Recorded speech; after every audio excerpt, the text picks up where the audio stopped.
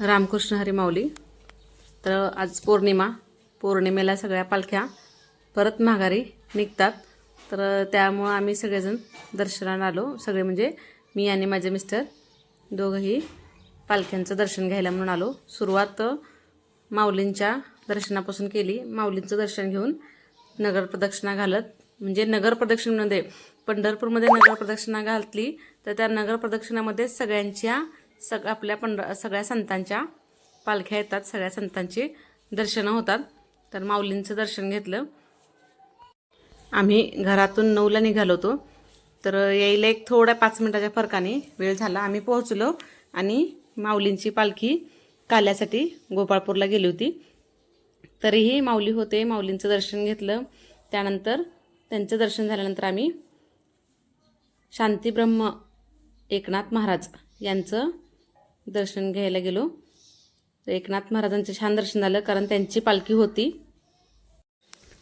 श्री संत एकनाथ महाराजांचं छान पालखीचं दर्शन झाल्यानंतर आम्ही श्री संत मुक्ताबाईंच्या दर्शनासाठी गेलो. मुक्ताबाईंच्या मठाकडे आल्यानंतर तिथं छान मुक्ताबाईंचं पण दर्शन झालं. त्यांचीही पालखी होती.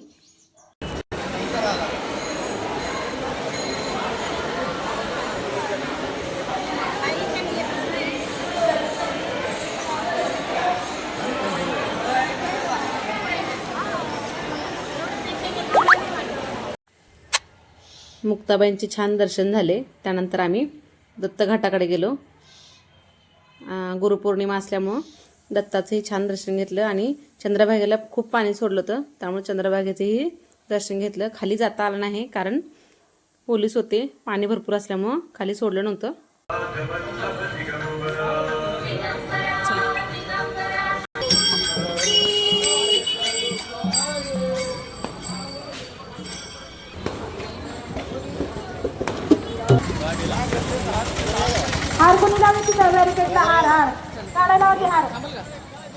परत नगरप्रदक्षिणा सुरू केली. जाता जाता नामदेव पायरीजवळ थोडंसं थांबून नामदेव पायरीचं दर्शन घेतलं. लांबूनच तिथल्या घाटावरून दर्शन करून पुढे तसंच निघालो.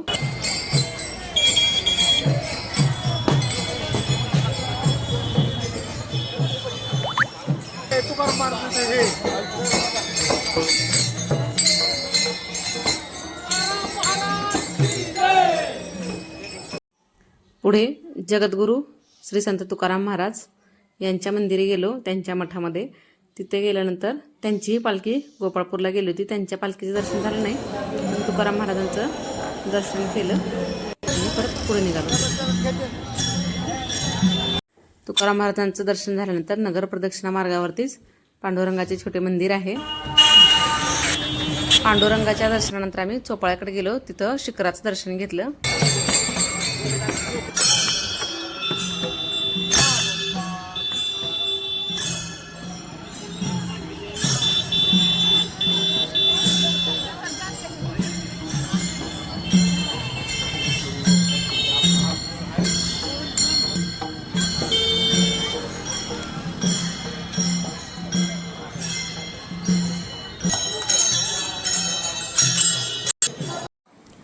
तसंच पुढे निवृत्तीनाथांच्या मठात गेलो.